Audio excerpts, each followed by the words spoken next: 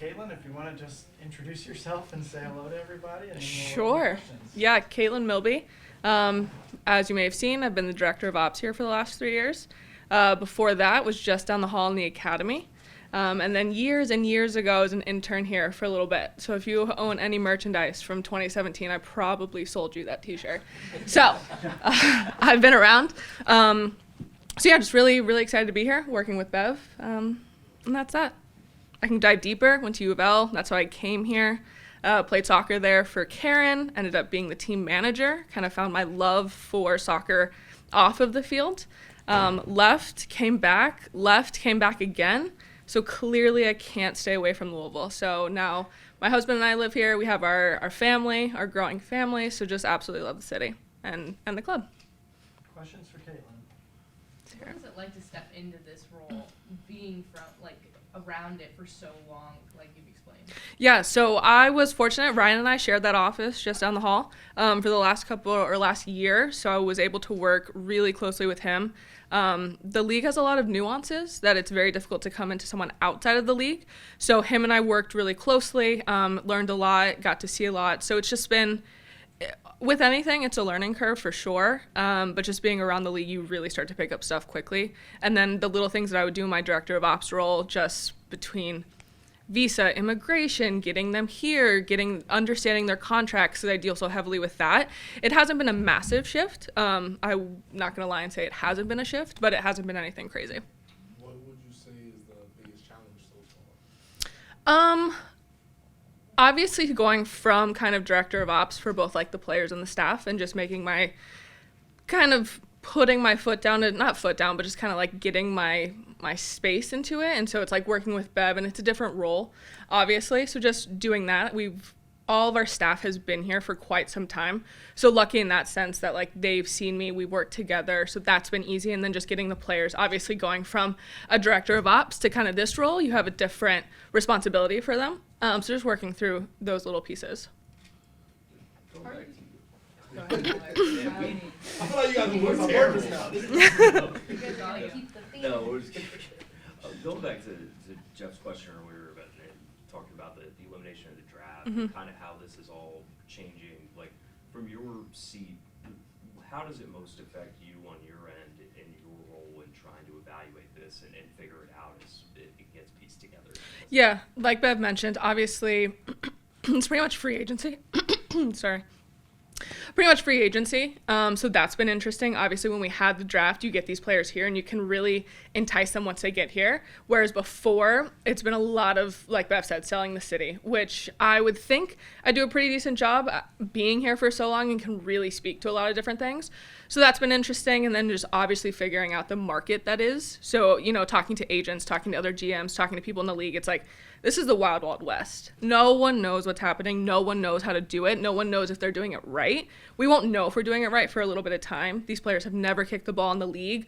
So it's just been trying to figure out, what players' values are. So when they came in, you could kind of see, okay, first round pick, you're probably thinking this versus like a fourth round. And so now it's just figuring out between us, trying to make those guesses ahead of time before they even step foot into the city, before we even see them on the field. So it's just been interesting, and it's one of those fun things where you come in and you're like, no one knows what we're doing with this. So it's just been an interesting ride, but I think we're all in the same boat. But I think we're excited with what we've been able to do, and as we continue, so I think it'll be good. Sitting in the interim seat right now, do you have the desire to want to do this permanently full time? Yeah, if not, I would have been the heck out of there a couple months ago, because it's been a lot, obviously, but it's been great. So I think it's nice to get my feet wet into it and really get to see what exactly it is. So if the time comes and that does happen, I know exactly what I'm stepping into, and be able to kind of prove myself, might be not the right word, but be able to prove myself that this is what's happening. We've gone through the off season. We've worked well once we get the players and staff back in.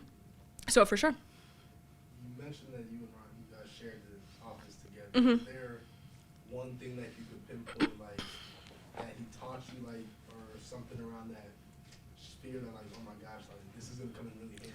Yeah, and I would say this to Ryan to his face. I got to learn a lot of good things, and I got to see from his mistakes. So that was, I think, one of the most beneficial things is I'm going to make mistakes, but I won't hopefully make them twice. And so being able to see what worked really well, what didn't work, that was great. And just to be able to learn from him. We still have a great relationship, chatted with him yesterday. So being able to have that kind of mentor in a way to kind of chat, go over some things. Obviously, he's been here, things like that. And even stuff from like operational logistically, got to learn a lot from him from his time with U.S. Soccer. Because still handling that as we kind of transition through, I'm still handling flights. I'm still handling all those types of things.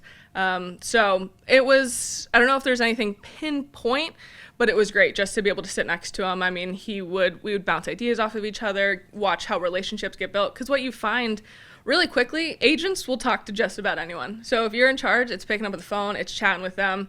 Great people, just building those relationships go so far. I'd like to think I could talk to a brick wall. So I think I can talk to just about anyone. So that's been good. And then just, again, getting in when the players get here, excited to have them all back. Because it's always, when everyone's away, they're not here, it's easy, we're distant, and we're going to get everyone back in, and excited for that. So. Question from Zoom. The team's so close to making the playoffs last year and then re-signing players who are already with the team. What areas do you need to focus on most, and what's most important in terms of bringing in players who fit Bev's style? Are you looking for track record of winning, something else? Yeah, as Bev mentioned, I think as I've kind of stepped in, it's working really closely with her to find exactly what she needs and be able to get what those pieces that she needs. Obviously, you talked about the back line. We were able to re-sign Aaron. Excited about that. I think we're really lucky. We have continuity both between the team and the staff. While obviously Ryan's departure, everyone else is the same and has been for going on 4 seasons now. And then our players, we're bringing back quite a few of our starting lineup and our entire team in general. And so it's just been finding those pieces to fit in where we need to, and just working together. I mean, like I said, Bev and I have been working day and night for months now. I don't even know what day it is, but we've been working our butts off to be able to make sure that we're getting the right pieces. Obviously, you want to get everything immediately, but we know that we have a process in place now to make sure that we aren't rushing into anything. We feel really good about every decision that we make because we're following that process, and that we're going to find the right person when the right time comes. Beth mentioned she was doing some self-reflecting over the off-season. With you in this new role, are you self-reflecting on what happened last year, or are you just kind of focusing on the forward? Sure. So obviously prior to this, with my director of ops role and kind of the way that I operated then, if the players were on the field and on time, I was doing my job well. And so now that's much different, obviously. Self-reflection for sure. I don't know if I've had a ton of time to be able to do that over the last 2 months. So it's just been, which on one hand is good because I can't sit here and worry and stress and do it. We're just jumping right in, which is the way I like to operate, get just right into the fire. So I think over time it's day to day, it's going home and sitting like, okay, how did this go? It's almost on a daily basis of like, what could I do better? What does tomorrow look like? Things like that, and go forward, because obviously it's a massive shift from what I was doing to what I am doing. But again, it's day by day, and like I said, learning from hopefully not too many mistakes, but just moving forward. Anything else for Caitlyn? Oh, we got a question from Zoom here. How has Racing's W League team played a role in free agency and the player search process? Yeah. Let's think. We have the ability to have been able to see quite a few players throughout the W League, and obviously when the draft was here, it didn't benefit us in the same way it does now. Obviously, we had the likes of Emily Madrill, Jenna Neiswanger, Ellie Setnar for times, and with the draft, it didn't matter because, like Bev said, unless we had that pick, it wasn't beneficial to us. And it was unfortunate because they would come into our environment, they would be in our facilities, they would be around our coaching staff and players and really want and enjoy their time, but ultimately it didn't matter. So now we have that kind of added benefit to bring in those players to be able to see what we have going on here in Louisville. And so I think we've been able to look back, talk to our W League staff, the coaching staff, to see, hey, what about this player? What about this player? Things like that. And I think we can just build on that moving forward and to make it even more beneficial to us. Just what was it like to get those first couple of deals done, especially this offseason? Yeah, no, it was great. I think at one time it was like, oh, congrats. And it's like, yep, just almost got to keep on moving. So it's like, well, you can't dwell or even like celebrate that because there's another phone call down the line. There's something else that needs your attention. So it's great, similar to this, getting kind of something like this done and out of the way. So now we can move forward and it's just kind of be an easy flow and easy transition. Anything else?